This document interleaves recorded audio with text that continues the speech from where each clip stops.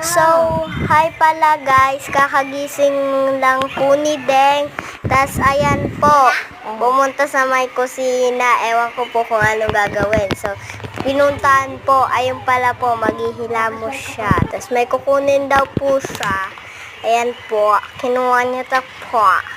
Tapos, ewan ko po kung anong ginagawa niya. Maglilinis po yata siya ng ilababo. Tapos, susunod niya po guys ay, ewan ko po, pero titignan po natin. Siyempre naman. Ayan siya, oh. Yan guys, naghahalo na. Tapos, ayan. Guys, naglinis na. Tapos, sunod.